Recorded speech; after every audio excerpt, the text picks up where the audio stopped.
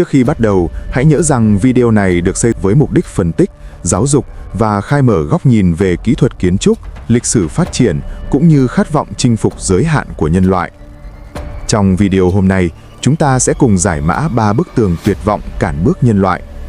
Nếu bạn là một người thích khám phá những giới hạn của thế giới và cả giới hạn bên trong chính con người mình, hãy ủng hộ kênh bằng một lượt like và đăng ký. Sự đồng hành của bạn chính là động lực lớn nhất để chúng tôi tiếp tục mang đến những thước phim có chiều sâu thế này. Bạn nghĩ tòa Landmark 81 của chúng ta đã đủ cao rồi sao? Landmark 81 cao 461,2 mét. Trong bảng xếp hạng các tòa nhà siêu tầng trên toàn cầu, chỉ có thể xếp vào trên top 20. Tòa nhà cao nhất thế giới nằm trên sa mạc là một cây kim cao 828 mét, cao hơn Landmark 81 gần 400 mét. Điều này đại biểu điều gì? Chính là trên đỉnh Landmark 81 đặt thêm một tòa xấp xỉ nó nữa. Nhưng đây vẫn chưa phải là điều điên rồ nhất. Bạn có biết đứng trên tầng cao nhất của tòa nhà này nhìn xuống có cảm giác gì không? Mây trôi dưới chân bạn, máy bay xuyên qua ngang lưng bạn. Ô tô trên mặt đất đã nhỏ đến mức mắt thường không thể nhìn thấy. Đáng sợ hơn là tòa nhà này biết chuyển động. Mỗi khi có gió lớn, đỉnh tòa nhà sẽ lắc lư sang hai bên gần 2 mét. 2 mét đấy! Bạn đứng ở độ cao 828 mét, cảm nhận sàn nhà dưới chân đang rung lắc. Kỹ sư nói đây là chuyện bình thường, nhưng chẳng ai dám nói với những người đang sống ở đó. Tuy nhiên, ngay lúc này, nhân loại đang xây dựng một tòa nhà còn điên rồ hơn. Mục tiêu là 1008 mét. Trong lịch sử, chưa từng có ai xây một tòa nhà cao 1000 mét, mà người Nhật Bản còn khó tin hơn. Họ đã vẽ xong bản thiết kế để xây một tòa nhà cao 4000 mét. Dù chưa tới một nửa đỉnh Everest, nhưng chỉ chưa tới một nửa này đã là độ cao mà nhân loại chưa từng chạm tới. Bên trong có 1 triệu người sinh sống, có trường học, có bệnh viện, có nông trại. Cả một thành phố chính là một tòa nhà. Vậy nhân loại rốt cuộc có thể xây cao đến mức nào? Có hay không sẽ có một bức tường cản chết giấc mơ này? Câu trả lời đã khiến tất cả các kỹ sư phải im lặng. Trước tiên, hãy nói về một sự thật mà bạn có thể chưa biết. Tháp Burj Khalifa cũng chính là cây kim trên sa mạc cao 828 mét đó. Quá trình xây dựng của nó suýt chút nữa đã khiến cả Dubai phá sản. Năm 2008, khủng hoảng tài chính toàn cầu bùng nổ. Chuỗi vốn của Dubai bị đứt đoạn. Tiền công trình của tháp Burj Khalifa không thể thanh toán. Tiền lương của công nhân không được phát. Toàn bộ công trường từng có lúc rơi vào trạng thái đình trệ. Mắt thấy tòa nhà này sắp trở thành công trình bỏ hoang giữa sa mạc. Cuối cùng là Abu Dhabi ra tay, khẩn cấp rót vốn 15 tỷ USD mới kéo được tòa nhà này từ ranh giới cái chết trở về. Để cảm tạ ân cứu mạng này, Dubai đã đổi tên tòa nhà.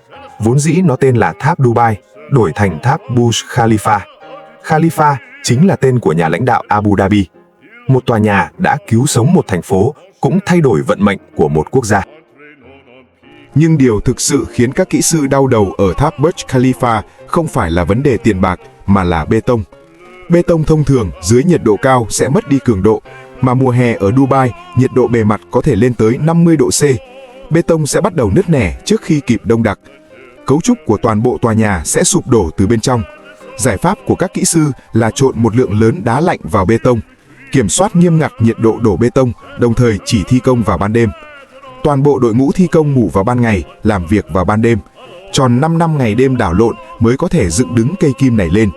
828 mét, đằng sau là 5 năm thức trắng đêm và hàng triệu tảng đá lạnh tan chảy trong bê tông. Tại sao nhân loại lại phải xây nhà cao tầng? Câu trả lời cho vấn đề này phức tạp hơn bạn tưởng rất nhiều. Thuở sơ khai, con người xây nhà cao tầng không phải để khoe khoang, mà là vì không sống nổi nữa. Cuối thế kỷ 19 ở Chicago, Mỹ, giá đất tăng vọt. Một mảnh đất lớn bằng bàn tay ở trung tâm thành phố đắt đến mức người bình thường cả đời cũng không mua nổi. Các nhà phát triển phát hiện ra rằng đòi hỏi không gian từ bầu trời mới là vụ làm ăn hái ra tiền nhất. Cùng một mảnh đất, xây tòa nhà 10 tầng là có thể bán được số tiền của 10 mảnh đất. Thế là lô tòa nhà chọc trời đầu tiên trong lịch sử nhân loại đã ra đời tại Chicago. Tòa nhà cao nhất thời bấy giờ cũng chỉ hơn 10 tầng, đặt ở thời nay thậm chí còn chẳng tính là tòa nhà chung cư. Nhưng chỉ 10 mấy tầng này đã khiến người dân lúc bấy giờ phải há hốc mồm kinh ngạc. Báo chí viết rằng những tòa nhà này cao đến mức hoang đường, là sự xúc phạm đối với Thượng Đế. Tuy nhiên nhân loại chưa bao giờ quan tâm đến việc xúc phạm ai, chỉ cần có lợi nhuận thì sẽ tiếp tục xây cao lên mãi. Năm 1931, tòa nhà Empire State ở New York khánh thành, 443 mét, 102 tầng, là công trình kiến trúc cao nhất toàn cầu. Tốc độ xây dựng nhanh đến mức khó tin, trung bình cứ 4,5 ngày xây xong một tầng. Từ lúc khởi công đến khi hoàn thành chỉ mất 410 ngày. 410 ngày xây xong một tòa nhà 443 mét. Tốc độ này đặt ở thời nay cũng là một kỳ tích. Nhưng tòa nhà Empire State có một bí mật mà rất ít người biết. Sau khi tòa nhà này xây xong, một thời gian rất dài hoàn toàn không có ai thuê. Trong thời kỳ đại suy thoái, tỷ lệ cho thuê của cả tòa nhà chưa đến 25%. Người New York chế nhạo gọi nó là tòa nhà trống rỗng, Empty State Building. Các nhà đầu tư lỗ đến mức trắng tay. Mãi cho đến khi Thế chiến II kết thúc, kinh tế phục hồi, tòa nhà này mới bắt đầu sinh lời. Một công trình làm thay đổi đường trần trời của New York, suýt chút nữa đã trở thành mớ hỗn độn đắt giá nhất trong lịch sử. Trong gần 80 năm sau đó, nhân loại đã hết lần này đến lần khác phá vỡ kỷ lục chiều cao của các tòa nhà chọc trời. Cho đến năm 2010, sự xuất hiện của tháp Burj Khalifa đã trực tiếp nâng trần kiến trúc của nhân loại lên một độ cao chưa từng có, 828 mét. Nhưng ngay trong năm tháp Burj Khalifa khai trương, Ả Rập Xê Út đã bắt đầu quy hoạch tòa nhà tiếp theo, tháp Jeddah. Mục tiêu chiều cao là 1008 mét. Nếu xây dựng thuận lợi, đây sẽ là công trình kiến trúc đầu tiên vượt mốc 1000 mét trong lịch sử nhân loại. 1008 mét là khái niệm gì? Đi thang máy từ tầng trệt lên tầng cao nhất mất gần 1 phút, mà tốc độ của chiếc thang máy này phải đạt tới 17 mét trên giây, còn nhanh hơn cả tàu cao tốc. Bạn đứng trong thang máy, tai sẽ bị ù vì sự thay đổi áp suất, giống hệt như cảm giác lúc máy bay cất cánh. Nhưng bài toán hóc búa thực sự của tháp Jeddah không phải là thang máy, mà là móng nhà. Tòa nhà cao 1008 mét, trọng lượng bản thân vượt quá 1 triệu tấn, tương đương với việc xếp chồng 1 triệu chiếc xe ô tô con lại với nhau, đè lên cùng một mảnh đất. Nên móng phải cắm sâu xuống lòng đất hơn 100 mét mới có thể chống đỡ được sức nặng này.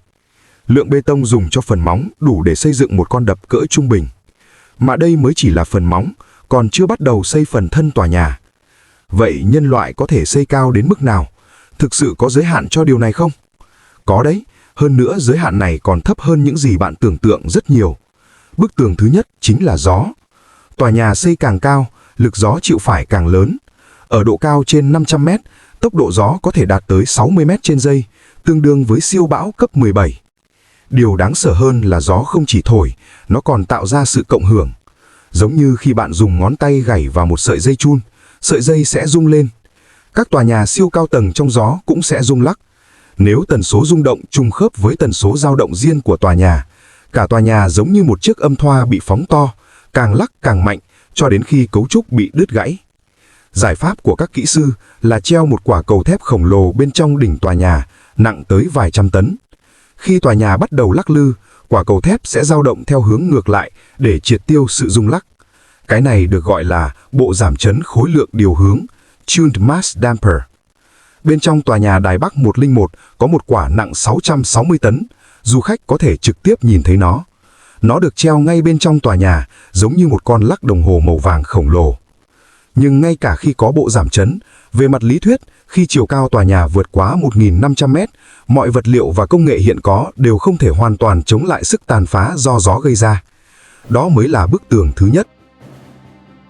Bức tường thứ hai chính là vật liệu. Tòa nhà càng cao, áp lực mà tầng trệt phải chịu càng lớn. Một tòa nhà 1.000 mét, áp lực mà các cột trụ ở tầng trệt phải chịu tương đương với việc đè cả một ngọn núi nhỏ lên trên.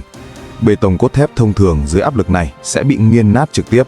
Bắt buộc phải sử dụng thép cường độ cao đặc chủng, chi phí chế tạo gấp hàng chục lần thép xây dựng thông thường. Trên toàn cầu, những nhà máy có thể sản xuất loại thép này chỉ đếm trên đầu ngón tay. Cấu trúc chính của tháp Burj Khalifa sử dụng hơn 30.000 tấn thép, đủ để chống đỡ 3 tháp Eiffel. Còn lượng thép dùng cho tháp Jeddah theo ước tính là gấp đôi so với Burj Khalifa.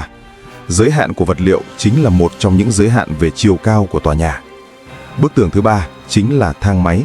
Một tòa nhà 1.000 mét, nếu chỉ dựa vào thang máy thông thường, đi từ tầng trệt lên tầng cao nhất sẽ mất gần 20 phút. Mỗi ngày đi làm, chỉ riêng việc đi thang máy đã tiêu tốn mất 40 phút. Tòa nhà này căn bản sẽ chẳng có ai muốn ở.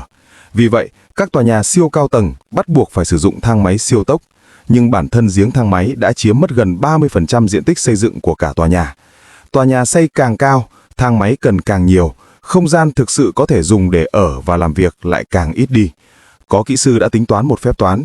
Khi chiều cao kiến trúc vượt quá 2.000 mét, diện tích do giếng thang máy chiếm giữ sẽ vượt quá 50% diện tích sử dụng của toàn bộ tòa nhà. Bạn xây một tòa nhà cao 2.000 mét, bên trong có một nửa không gian là giếng thang máy. Tòa nhà này xét về mặt kinh tế, căn bản là không thể sinh lời. Đây là bức tường thứ 3, cũng là cửa ải khó đột phá nhất hiện nay. Vậy là bản thiết kế mà người Nhật vẽ ra đó, rốt cuộc có phải là kẻ ngốc nằm mơ giữa ban ngày không? Sự thật không hoàn toàn là vậy. Nhật Bản có 2 phương án siêu cao tầng. Một là tháp SkyMile Tower, thiết kế cao 1.700 mét, có phương án kỹ thuật chi tiết. Cái còn lại là ý tưởng Exit 4000 mang tính táo bạo hơn, thiết kế cao 4.000 mét, nghiêng về một dạng thí nghiệm tư duy. Hai dự án này hoàn toàn khác nhau. Bước đột phá cốt lõi của tháp SkyMile là sử dụng sợi carbon thay thế cho thép. Cường độ của sợi carbon gấp 5 lần thép, nhưng trọng lượng lại chỉ bằng 1/4 thép. Nếu chi phí sản xuất sợi carbon có thể giảm xuống, tòa nhà 1.700 mét về mặt lý thuyết là có thể xây dựng được. Nhưng lý thuyết và thực tế xây được là hai chuyện hoàn toàn khác nhau. Hiện tại, sản lượng sợi carbon hàng năm trên toàn cầu thậm chí còn không đủ để xây một tòa nhà chọc trời thông thường. Hơn nữa, biểu hiện của kiến trúc sợi carbon trong hỏa hoạn ở nhiệt độ siêu cao cho đến nay vẫn chưa được kiểm chứng trong thực tế. Một khi hỏa hoạn xảy ra, trong tòa nhà cao 1.700 mét, vòi rồng của xe cứu hỏa hoàn toàn không thể phun tới độ cao đó. Máy bay trực thăng dưới tốc độ gió ở độ cao đó cũng không thể bay lơ lửng ổn định. Những người bên trong sẽ trốn thoát thế nào? Câu hỏi này không một ai có thể trả lời. Cho nên giới hạn thực sự của chiều cao kiến trúc nhân loại không phải là một con số cụ thể, mà là một ngưỡng cửa tổng hợp. Vật liệu, lực gió, thang máy, phòng cháy chữa cháy, chi phí. Mỗi một hạng mục đều là một bức tường. Mỗi một bức tường đều đang nói với nhân loại rằng đến đây là được rồi. Quan điểm chủ đạo của giới kỹ thuật hiện nay cho rằng trong điều kiện công nghệ hiện có, chiều cao thực tế khả thi của kiến trúc nhân loại nằm trong khoảng từ 1.500m đến 2.000m. Vượt quá phạm vi này, chi phí xây dựng sẽ tăng theo cấp số nhân, giá trị sử dụng thực tế sẽ sụt giảm nghiêm trọng. Nhưng nhân loại chưa bao giờ là một giống loài chịu chấp nhận sự được rồi. 100 năm trước, không một ai tin rằng con người có thể xây được tòa nhà cao 828 mét. 50 năm trước, không ai tin rằng con người có thể đặt chân lên mặt trăng. Còn hôm nay, chúng ta đang thảo luận về những công trình cao 1.000 mét, 2.000 mét. Có lẽ 100 năm nữa, con cháu chúng ta nhìn lại ngày hôm nay sẽ cảm thấy trí tưởng tượng của chúng ta thực sự quá bảo thủ. Giống như tòa nhà 4.000 mét được nhắc đến ở đầu bài, chưa bằng một nửa đỉnh Everest, nhưng chỉ chưa đến một nửa này đã là một độ cao mà nhân loại ngày nay chỉ có thể đứng ở vị trí ngước nhìn, chưa có đủ dũng khí để thực sự chạm tới. Chiều cao có giới hạn, nhưng sự thách thức của nhân loại đối với các giới hạn thì mãi mãi không có điểm dừng. Cảm ơn bạn vì đã ở lại đến những giây phút cuối cùng này. Việc bạn kiên nhẫn theo dõi trọn vẹn hành trình vươn tới bầu trời của nhân loại chứng tỏ bạn là người luôn mang trong mình sự tò mò và khát khao thấu hiểu thế giới một cách sâu sắc. Chiều cao của những khối bê tông cốt thép rồi sẽ luôn có giới hạn vật lý của nó, nhưng trí tưởng tượng và lòng dũng cảm của con người thì không. Mong rằng qua lăng kính của những tòa tháp khổng lồ này, bạn cũng tìm thấy cho mình một nguồn cảm hứng để phá vỡ những giới hạn bên trong chính bản thân mình. Nếu một lúc nào đó bạn cần một khoảng lặng để chiêm nghiệm về thế giới, về những kỳ tích và cả những góc khuất của con người, kênh vẫn luôn ở đây, bình yên, không phán xét và luôn sẵn sàng đồng hành cùng bạn. Hẹn gặp lại bạn ở những chuyến đi tiếp theo.